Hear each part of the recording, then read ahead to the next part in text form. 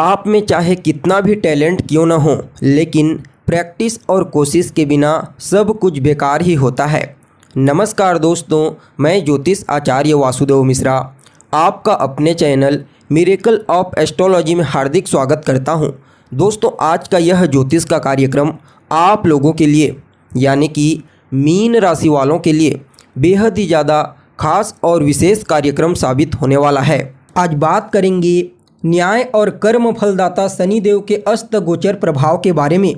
जी हाँ, कर्म फलदाता शनिदेव अपनी वर्तमान मूल त्रिकोण राशि कुंभ राशि में ही गोचर करते हुए 16 फरवरी 2024 को सूर्य के प्रभाव से अस्त हो चुके हैं और आने वाले 25 मार्च 2024 तक इसी अस्त अवस्था में गोचर करते हुए आपको परिणाम प्रदान करेंगे।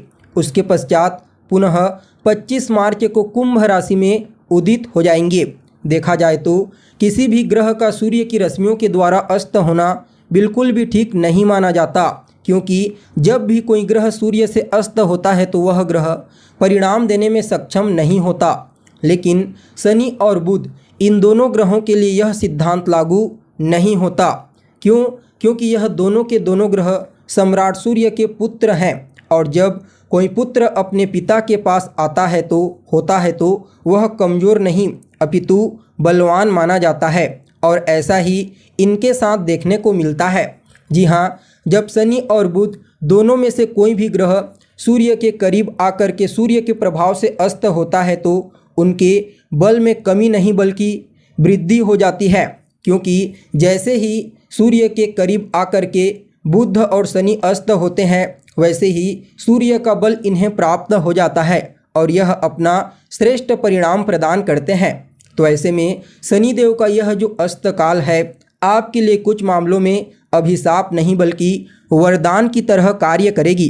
तो ऐसे में बड़े विस्तार के साथ जानने का प्रयास करेंगे कि आने वाले 25 मार्च तक शनिदेव आपको अपने अस्त गोचर के दौरान किस प्रकार से परिणाम प्रदान करेंगे। जी हाँ, इस समय किन किन क्षेत्रों में आपको विशेष तौर पर सफलता की प्राप्ति होगी, वहीं कौन कौन सी सावधानी आपको बरतने की आवश्यकता है।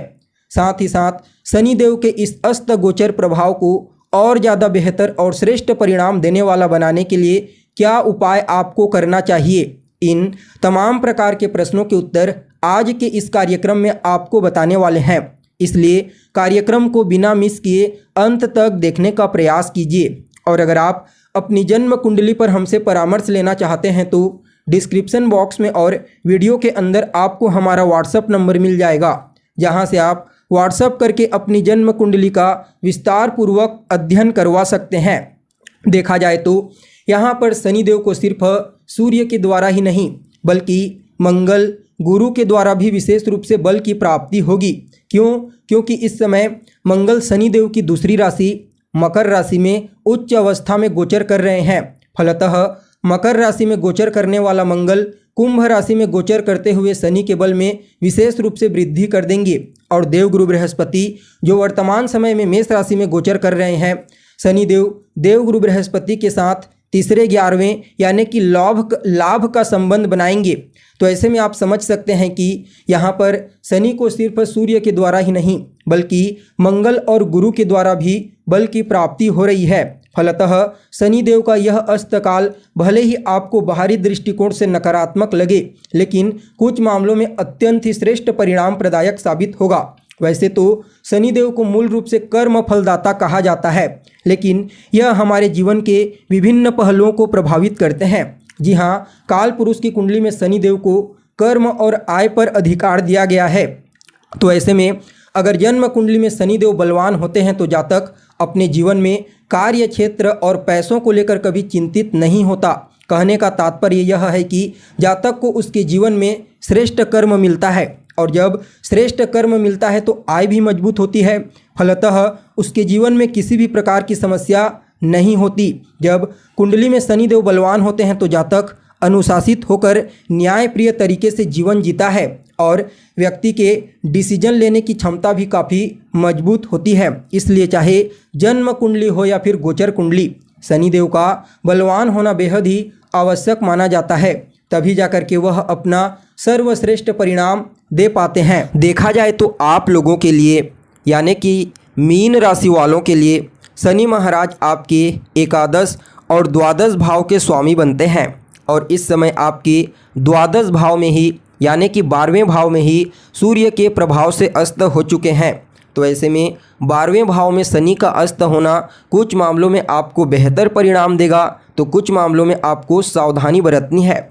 जैसा कि आपको मालूम है, जिनकी 7.5 की ढैया अभी चल रही है उनके लिए शनिदेव के जो नेगेटिव इफेक्ट हैं वह काफ़ी हद तक कम हो जाएंगे और आप भी उन्हीं में से एक हैं। जी हाँ, अभी मीन राशि के लिए शनि की 7.5 का प्रथम ढैया एक्टिव है। तो ऐसे में आप समझ सकते हैं कि शनि के प्रभाव से जो नकारात्मक परिणाम अभी तक आपको प्राप्त हो रहे थे उसमें काफ़ी हद तक कमी हो जाएगी और इस समय आपकी राशि के स्वामी गुरु के ऊपर भी तीसरी दृष्टि पड़ रही है। तो ऐसे में आप समझ सकते हैं गुरु भी अभी तक शनि के प्रभाव से पीड़ित थे, लेकिन शनि के अस्त होने की वजह से उनके बल में भी विशेष रूप से वृद्धि हो जाएगी और मेष राशि में गोचर करते हुए आपके दूसरे भाव में विशेष रूप से आपको इस समय श्रेष्ठ परिणाम प्रदान करेंगे। देखिए, शनि महाराज आपके एकादश यानी कि 11वें और 12वें भाव के स्वामी बनते हैं और इस समय 11वें भाव के स्वामी बनकर के 12वें भाव में अस्त हो रहे हैं। तो आप समझ सकते हैं इस समय आपको विदेशी चीज़ों से विशेष रूप से लाभ की प्राप्ति होगी। जी हाँ, अगर आप विदेश जाना चाहते हैं पढ़ाई लिखाई करने के लिए, नौकरी धंधा करने के लिए, तो आप जा सकते हैं। इस समय विदेशी कंपनियों के साथ जुड़कर कार्य करने से विशेष रूप से आपको सफलता की प्राप्ति होगी, लाभ की प्राप्ति होगी और कहीं ना कहीं यह समय आपकी इच्छाओं को भी विदेश में ही पूरा कराने वाला साबित होगा। देखा जाए तो यह समय आपके जीवन में कुछ नए इनकम के सोर्स आपको प्रदान करेगा और दूसरे भाव पर दृष्टि के कारण जो नेगेटिविटी उत्पन्न हो रही थी वह भी काफ़ी हद तक कम हो जाएगी। तो ऐसे में आप समझ सकते हैं कि दूसरे भाव का गुरु इस समय आपको शनि के नेगेटिव इफेक्ट से मुक्त होकर के काफ़ी बेहतरीन परिणाम प्रदायक साबित होंगे। जी हाँ, दूसरा स्थान जो होता है वह आपके धन का होता है, आपकी वाणी का होता है, आपके कुटुंब परिवार का होता है। तो ऐसे में देवगुरु बृहस्पति जैसे सबसे शुभ ग्रह का दूसरे भाव में पाप प्रभाव से मुक्त होना यह अपने आप में ही श्रेष्ठ कहा जा सकता है। इस समय आपकी वाणी बेहद ही ज़्यादा प्रभावशाली रहेगी। आप अपनी वाणी के माध्यम से ही कई प्रकार के पेंडिंग पड़े हुए कार्यों को पूरा करने का प्रयास करेंगे। जी हाँ, इस समय आपकी वाणी वजनदार रहेगी और धन को लेकर के जो समस्या, जो परेशानी अभी तक आपको फेस करनी पड़ रही थी, समझ जाइए वह समस्या भी दूर होने वाली है। इस समय आपके जीवन में धन का आगमन भी होगा और धन का संचयन भी होगा। कह सकते हैं कि धन के दृष्टिकोण से आपके लिए शनिदेव का यह अस्त गोचर काफ़ी अनुकूल रहने वाला है और 12वें भाव में गोचर करते हुए छठे भाव को दृष्टिगोचर करेंगे। फलतः रोग, ऋण, शत्रु इन तीनों चीज़ों से काफ़ी हद तक आपको बचाने का प्रयास करेंगे। क्यों?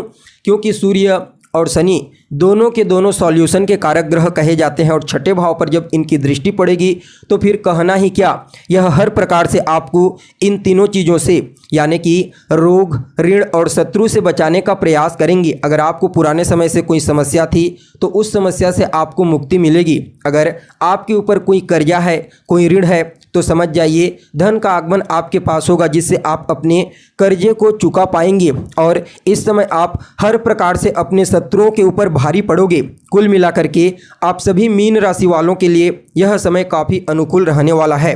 फिर भी इस समय को और बेहतर बनाने के लिए रोजाना हनुमान जी के बीज मंत्र या फिर हनुमान चालीसा का पाठ कीजिए। रोजाना आदित्य हृदय स्तोत्र का पाठ करें, दशरथ कृत शनि स्तोत्र का पाठ करें और सूर्यदेव को अर्घ्य प्रदान कीजिए। बाकी आपके लिए सूर्य और शनि का यह युति प्रभाव अत्यंत ही श्रेष्ठ और बेहतर परिणाम प्रदायक साबित होगा। तो दोस्तों, हमें उम्मीद है जानकारी आपको पसंद आई होगी। फिर मिलते हैं एक नए और ताज़ा एपिसोड में। तब तक के लिए आप हमें इजाज़त दीजिए। नमस्कार।